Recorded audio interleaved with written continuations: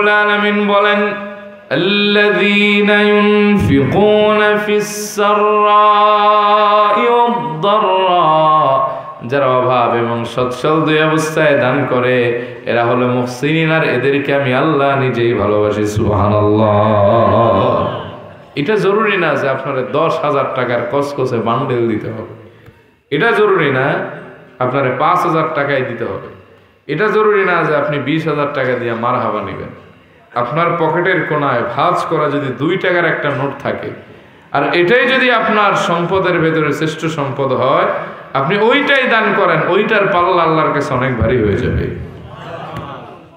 সুবহানাল্লাহ কইতে মন চায় না? কিন্তু আমাদের পাবলিকের খাসলত খারাপ, বিশেষ করে বাঙালি দিলের ভেতরে দান্দালি। যেই টাকা কোথাও চলে না এটা নিয়ে মসজিদের দান বাক্সে ঢুকায় দেয়। কথা কন, আমার কথা কি বুঝেন না আপনারা? যেটা কোথাও চলে না এটা আল্লাহর নাম লাগায় দেয়। আমি একটা ঘটনা শুনছিলাম যে এক লোক রাস্তা দিয়ে যাচ্ছেন, 500 টাকার একটা কসকসে নোট পড়ে পেয়েছেন, আশেপাশে তাকায় দেখেন কেউ আর নাই, নিজের মনে করে ঢোকাই দিয়েছেন পকেটে। আপনাদের দেশে কি বলে জানি না, আমাদের দেশে চার বলে, চার বাঁশের চার আছে না, সাঁকো। এক দেশে গেলাম হুজুর আমাদের দেশে হাক্কা, তিনটাই আছে। আচ্ছা আচ্ছা, তাহলে তো আপনারা ট্রিপল ডিগ্রি লাভ করলেন। এই চার বা সাঁকো পার হওয়ার সময় কেমনি যেন টাকাটা পানির নিচে পড়ে গেছে। তো আমাদের ওই দেশে এক এক দেশে এক এক ভাষা বলে, মাল কাঁচা চিরেন নাকি আপনারা? হ্যাঁ, অনেক জায়গায় কয় লেংটি কাঁচা, কুমিল্লা অঞ্চলে কয় গোস কাঁচা। এমন কাঁচা দেয় যে পেছনেটি দেখা যায়, উজু শেষ গোসল বড় যাওয়ার কাছাকাছি। এই অবস্থায় লাভ দিয়ে নামছে, মাগা টাকা আর খুঁজে পায় না। তার বউর আনছে, বেড়ি খালি খাস আর ঘুমাস, টাকা খুঁজ, তাও পায় না। ছেলের সহ নামাইছে, খুঁজতে খুঁজতে গেছে আসর শেষ হয়ে মাগরিব। স্ত্রী বললেন, দেখেন 500 টাকা খুঁজতে গিয়ে 1500 টাকা ডাক্তারের দিয়েন না। তাহলে কি করবো? উঠেন বাড়ি জায়গা। তো বাড়িতে যাচ্ছে, টাকার মায়ে তো আর বলতে পারতেছে না। এক কদম বাড়ির দিকে দেয় তো আর একটু পেছনের দিকে তাকায়। কিছুক্ষণ যাওয়ার পরে বউরে কইল, শোন বেড়ি, আল্লাহ যা করে ভালো লেগে করে, বান্দার খারাপ আল্লাহ চায় না। 500 টাকা তো জানের সদকা দিয়ে দিলাম। হ্যাঁ, যদি জানের সদকাই দিবে তাহলে এখন না পাইয়া আর একজনের টাকায় জানের সদকা দেয়। তাহলে আমাদের দেশের মানুষের অবস্থা হলো এমন, যেই টাকা কোথাও চলে না এটারে নিয়ে আল্লাহর রাস্তায় দেয়। মুরগি মরে মরে এই সময় কয়, যাক এটা যদি বাইসা যায় তাহলে মসজিদে দিব, ঠিক না? এটা আল্লাহ তাআলা পছন্দ করেন। আমার কথা কি বুঝতেছেন আপনারা? অসুবিধা হইতেছে বাবা? তাকবীর দেন, আল্লাহু আকবার। এটা আল্লাহ তাআলা পছন্দ করেন। নেক নিয়তের দান, এটা আল্লাহ তাআলা পছন্দ করেন। সাদাকা তারুদ্দুল বালা, মুসিবত দূর করে দেয়। মুসলিমে হাদিস আসছে, কোন ব্যক্তি যদি নেক নিয়তে সামান্য দান করে, 70 কিংবা 700 অকল্যাণের রাস্তাকে আল্লাহ তাআলা সেই দানের কারণে বন্ধ করে 70 কিংবা 700 কল্যাণের রাস্তাকে আল্লাহ তাআলা উন্মুক্ত করে দেন। সুবহানাল্লাহ পড়েন। এজন্য কোথায় যাওয়ার আগে কিছু দান করে যাবেন। ভালো কোনো কাজে শুরু করার আগে কিছু দান করবেন। কোন নেক নিয়ত করলে দান করবেন, বরকত বাড়ায় দিবে কে? অনেকে আছেন পিতামাতা কবরে দান করবেন, দান জাহান্নামের উত্তপ্ত আগুনকে নিভিয়ে দিতে পারে। সুবহানাল্লাহ পড়েন। আবার দানের ব্যাপারে ইমাম নববী বলেছেন, নিক্ষিপ্ত তীরকেও ফিরায় দিতে পারে। বিশ্বাস হয়? দান এটা সাদাকা তারুদ্দুল বালা, মুসিবত দূর করে দেয়। তবে নিয়তটা ঠিক হতে হবে। আমার শ্বশুরের বাসা হচ্ছে বরিশাল শহরে। তো আমি সেখান থেকে আমার ওয়াইফকে নিয়ে মাস 2 আগে ঢাকাতে যাচ্ছিলাম রাতের বেলায়। তো ওই দিন ছিল হালকা হালকা বৃষ্টি, তো হালকা হালকা বাতাসও ছিল। তো আমি যখন শ্যামলী গাড়িতে উঠলাম, ওই দিন আবার আমি গাড়ি আনি নাই ঢাকা থেকে। তো যাওয়ার সময় গাড়ির ভিতরে একজন সায়েল, একজন মুসাফির, তিনি উঠছেন যে হুজুর আমারে কিছু দেন। আছে না এরকম মানুষের কাছে হাত বাতে? তা তা হাত পাতার পরে আমি সামান্য কিছু টাকা নেক নিয়তে দিলাম যাতে আমার সফরটা নিরাপদ হয়। এই পদ্মা সেতু পার হওয়ার পরে একটা জায়গা আছে শ্রীনগর, এরপরে হলো ষোলগড়, এরপরে হচ্ছে আপনার হাসারা, এরপরে নিমতলা। এই হাসারা ক্রস করার পরেই নিমতলার আগে গাড়িটা ভয়াবহ অ্যাক্সিডেন্ট করল। আপনার ডানে ছিল যে কাভার ভ্যান আছে না, চিনেন, অনেক জায়গায় কার্গো করে, এই কাভার ভ্যান, এই সাইডে ছিল এক ট্রাক। তো আমার গাড়ি স্পিডে ছিল, ওই গাড়ির ড্রাইভার চাইছিলেন ওভারটেক করতে। অনেক সময় দেখবেন কিছু কিছু ড্রাইভার ঝিমায়, এই যে এইসব ট্রাকের ড্রাইভাররা অনেক সময় দেখবেন তন্দ্রাচ্ছন্ন মানুষ সে ডাক দিলে লাফ দিয়ে ওঠে না। তো ও যখন হর্ন দিছে, ড্রাইভার মনে হয় ঘুমেছিল, লাফ দিয়ে উঠছে, ছিল রাইট সাইডে, চোখ লেগে আসছে, ভুলে সে রং সাইডে চলে আসছে, এরকম বাউলি মারছে। বাউলি মারা মুহূর্তের ভেতরে অ্যাক্সিডেন্ট ঘটে গেল। ওই পেছনের যে ট্রাক, এটার স্পিড ছিল বেশি, ওইটা এসে আমাদের গাড়ির পেছনের সাইডে মাথা ঢুকায় দিয়া লঞ্চের যেরকম দরজা না, এইরকম ভাবে ভেঙে গেল। পেছনের সিটগুলি দুমড়ে মুচড়ে মানুষ সহ সামনে এসে পড়লো। মুহূর্তের ভেতরে কারো হাত ভেঙে গেছে, কারো মাথা ফাটছে, কারো গাল, বুক, শরীরের ভেতরে গ্লাস ঢুকে গেছে গাড়ি। দুই একজনের দেখলাম এই যে আপনার সিটের যে রড, এই রড ঢুকে রক্তাক্ত, গোটা গাড়ি অবস্থা খুব খারাপ। আমার সিট ছিল আপনার ড্রাইভারের এক সিট পরে, বি সিরিয়ালে ডাইন দিকে।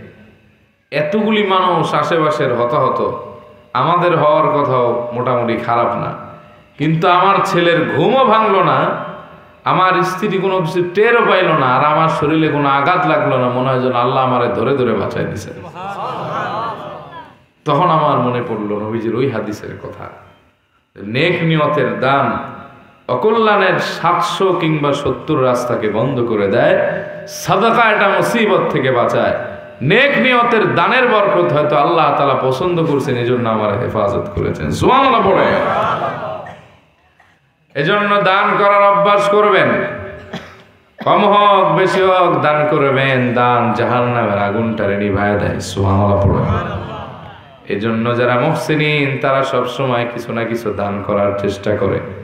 হাদিসে আছে কৃপণ মানুষ, অহংকারী মানুষ আর হিংসুক মানুষ, এদেরকে আল্লাহ পছন্দ করে না। কিন্তু যারা দানকারী, সচ্ছল এবং অভাব দুই অবস্থায় দান করে, 2 নম্বরে যারা শুকর আদায় করে, 3 নম্বরে যারা বিনয়ী, আল্লাহর হাবিব বলেছেন এদেরকে আল্লাহ পাক স্পেশাল মর্যাদা দিয়ে জান্নাতে ঢুকিয়ে দিবে। এখানে অনেকের আব্বা আম্মা মারা গেছে না? ইমাম মুহাম্মদ ইবনে সিরিনের নাম শুনছেন? বিশ্ববিখ্যাত তাবী এবং স্বপ্নের ব্যাখ্যার জ্ঞান জানতেন তিনি। ওনার কাছে পারস্যের এক মহিলা আসছিলেন এই স্বপ্ন দেখে যে ওনার আব্বা মারা গেছেন কয়েকদিন। উনি স্বপ্নে দেখতেছেন তার আব্বার কবরের ভেতরে ধাউ ধাউ করে আগুন জ্বলতেছে, আর তার আব্বা চিৎকার দিতেছে। প্রত্যেক চিৎকারে মুখের ভেতরে আগুনের ফুলকি বের হচ্ছে। কেউ যদি তার বাপের ব্যাপারে এই স্বপ্ন দেখে, তার কি আর হুঁশ জ্ঞান থাকার কথা?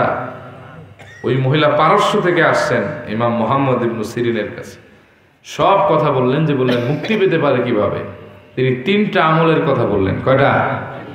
1, তুমি নেক নিয়তে দান করো। নেক নিয়তের দান কবরের আযাবকেও কমায় দিতে পারে। সুবহানাল্লাহ পড়ে। 2 নম্বরে তুমি এতিমের প্রতি ইহসান করো। কাদের প্রতি? মান মাতা আবুহু সগীর, নাবালেক অবস্থায় যার বাপ মারা যায়। আমাকে দেশে তো বুইড়া বেড়া রোগ হয় এতিম না, নাবালেক অবস্থায় যার বাপ মারা যায় তার এতিম বলা হয়। এই এতিমের প্রতি ইহসান করো।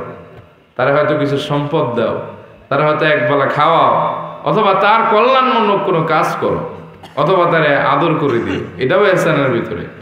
আর 3 নম্বর, তুমি ইকরামুল উলামা, আলেমদেরকে সম্মান করো। এই 3টা কাজ করো, যাও। ওই মহিলা পারস্যে আসছেন, এই 3 কাজ করছেন।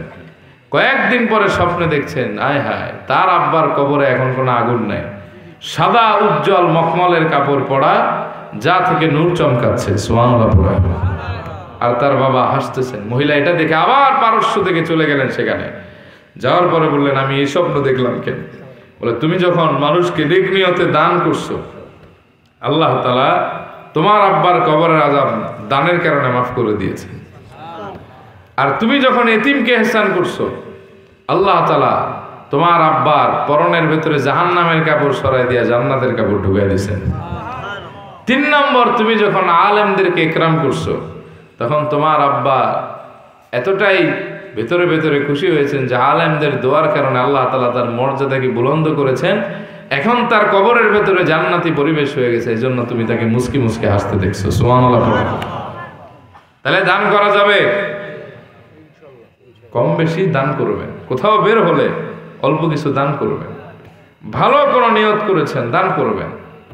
যারা বলেন এত দোয়া করি দোয়া কবুল হয় না, দান করবেন, কবুল করবে কে? রব্বুল আলামিন বলেন মুহসিনিন বান্দা যারা, তাদের অন্যতম আলামত হলো তারা দান করে। সচ্ছল এবং অভাব দুই অবস্থায় দান করে। এমন অভ্যাস যাদের, তাদের ভালোবাসেন একজন, তিনি কে?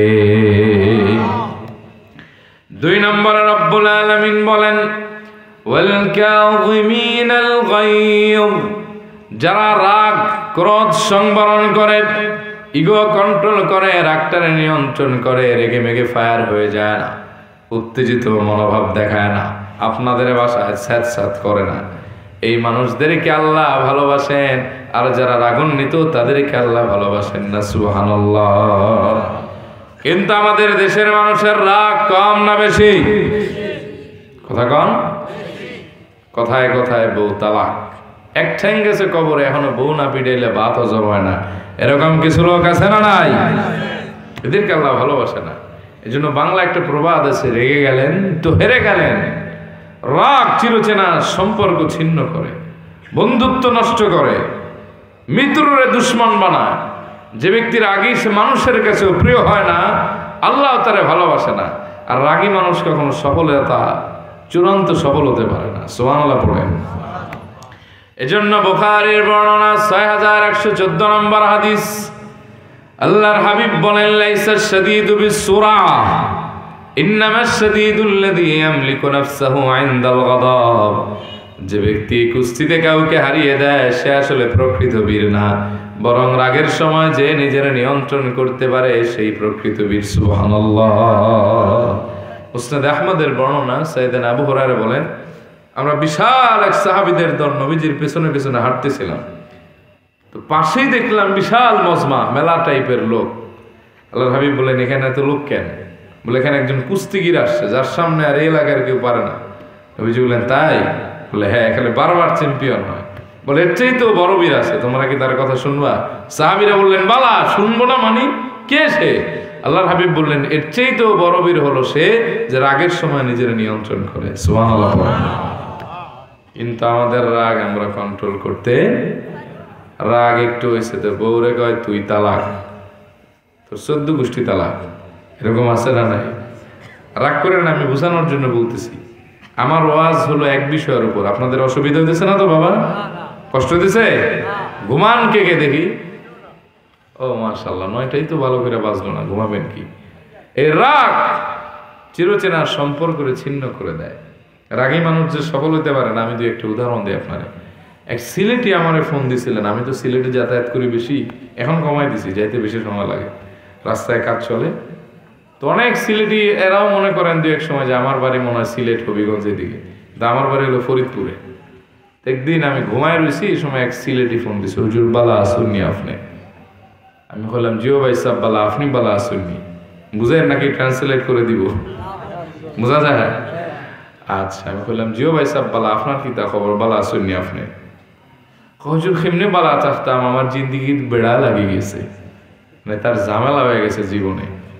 আমি বললাম ফিতা বেড়া লাগছে রে বা, আমার খুলিয়া নাইলে বুঝতাম কেমনে? হুজুর আমি রাগের মাথা এমন রাগ উঠে গেছে আমার বউরে কইছে হালির বিটি তুইও তালাক, তোর মায়ও তালাক। ইন্না লিল্লাহ, এটা তুমি কি কইলা মিয়া? এটা তুমি খিতা মাতলা রে বা, এটা জায়েজ আছে নি শরীয়ত? বউরে তালাক দিছো বলা কথা, কিন্তু শাশুড়ির কথা কইলা কিদার লাগি? হুজুর আপনি বুঝছেন না আমার মা, মানে আমার কথা আপনি বুঝেন না। আমি কই তাহলে বুঝে রাখো, আমার বউরে অশান্তির ভিতরে ফেলাইছে আমার শাশুড়ি। এই শাশুড়ির কুটনামি বুদ্ধিতে আমার বউ আস্তে আস্তে খারাপ হয়েছে। এই শাশুড়ি তাই আমি আম্মা কইয়া ডাকতাম, আম্মা কইয়া বলাইতাম তারে। আমি তারে লন্ডন থেকে পাউন্ড দিছি, অনেক অনেক টাকা দিছে। ওমরা করাইছি, তারে আমি ট্যাপ কিনিয়ে দিছি, চেন কিনিয়ে দিছি, মার্কেট করাই দিছি বুঝতা বুঝতা। এখন তার মেয়েরে কইছি তুই তালাক, মানে তোর লগে সংসার করতাম না, আর তোর সাথে সংসার হবে না। আর তোর মায় তালাক, মানে এটাই যে ঝামেলা করছে, এটারও বাদ দিলাম, এটার আম্মাও কইতাম না, টাকাও দিতাম না, আর আপদ আর ঘরে আনতাম না। এখন আমার কয় হুজুর বউটা ফিরাই দেন। আমি বললাম তালাক দিছে কয়টা? কয় 3টা। আমি বললাম তালাক তোমার রাতান, তালাক তো 2বার দিলে বউ ফিরে আনা যায়, 3য়বার তালাক দিলে তো এই বউ ফিরিয়ে আনা যায় না, ওটা হারাম হয়ে যায়, এটাকে প্রসেস করে আনতে হয়। এখন চোখের পানি ছেড়ে দিয়েছে, বলে হুজুর কি কন, আমার 2টা বাচ্চা, কি সুন্দর চেহারা, ফুটফুটে চেহারা, দেখলেই মায়া লাগে। এখন যদি তার মায়ের অন্য জায়গায় বিয়ে হয়ে যায়, আর সে যদি আমার কাছে ব্যাক না করে, আমার পুরা সংসার তো তছনছ। এই ছেলেরা মানুষ হবে বলে কোনো গ্যারান্টি নাই। আর আমি থাকি প্রবাসে, তারা থাকে দেশে। আয় হায়, আমি আমার সোনার সংসারটারে এক রাগের কারণে ধ্বংস করলাম, ঠিক কিনা? এজন্য রাগ দমন করতে হয়। যারা মুহসিনিন, মুমিনিন, মুত্তাকি, তারা রাগ দমন করে। যাদের খালি স্যাঁত স্যাঁত করে রাগ উঠে, এরা আল্লাহর প্রিয় মানুষ না। এই মানুষদেরকে আল্লাহ পছন্দ করেন না, এরা সফল হতে পারে না। বুখারীর বর্ণনা 6116 নম্বর হাদিস। وعن أبي هريرة رضي الله تعالى عنه أنه قال أن رجلا جاء إلى النبي صلى الله عليه وسلم فقال أوصني يا رسول الله। হযরত আবু হুরায়রার বর্ণনা, তিনি বলেন আল্লাহর হাবিবের মোবারক দরবারে এক লোক আসলেন, এসে বললেন, ও নবী, আপনি আমাকে নসিহা করেন, নসিহত করেন, অ্যাডভাইস দেন, উপদেশ দেন, যাতে আমি সফল হতে পারি। নবীজি বললেন, লা তাগদাব, তুমি রাগ করো না।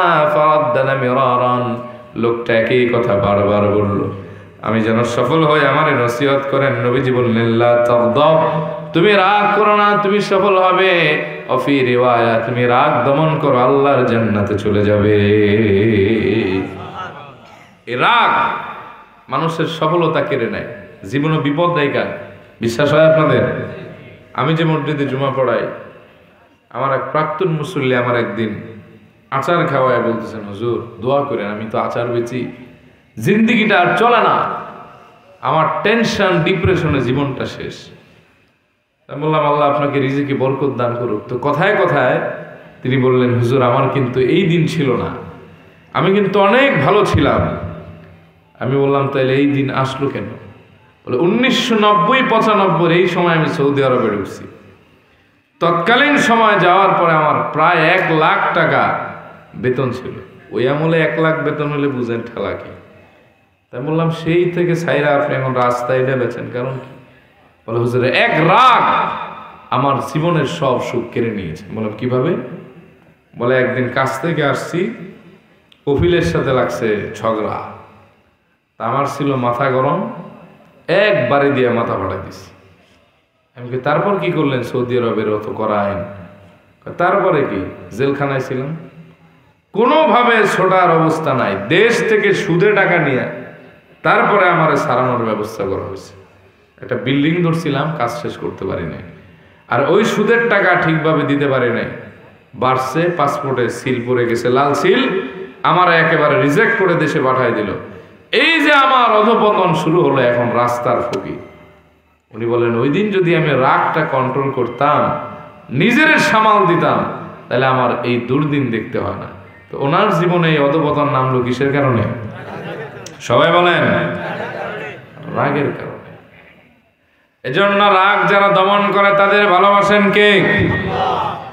কিন্তু আমাদের অনেকের কথার আগে রাগ ওঠে, আছে না এরকম? কথার আগে হাত চলে, কথার আগে মুখের ভাষা খারাপ হয়ে যায়, এগুলি খারাপ লক্ষণ।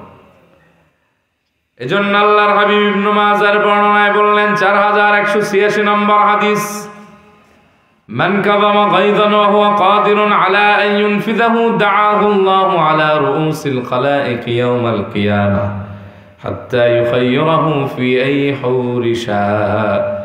আল্লাহর হাবিব বলেন, যে ব্যক্তি রাগ হওয়ার পরে রাগটারে নিয়ন্ত্রণ করবে, রেগে মেগে ফায়ার হয়ে যাবে না, রাগটারে কন্ট্রোল করে ফেলবে, কোনো রকম কোনো অঘটন ঘটাবে না, ওই বান্দার প্রতি আল্লাহ এত খুশি হয়ে যান, কিয়ামতের ময়দানে গোটা সৃষ্টির সামনে তারা দাঁড় করাবেন। এরপরে বলবেন গোলাম তুমি দুনিয়ায় থাকতে রাগ দমন করেছিলে, আমার দমনদি হাসিল করেছিলে, আজকে আমি তোমারে খুশি হয়ে আমার হুরগুলা বেছে নেওয়ার তৌফিক দিলাম। যারে মন চায় আমার জান্নাতের হুরগুলি বেছে বেছে আনন্দের সাথে জান্নাতে চলে যাও।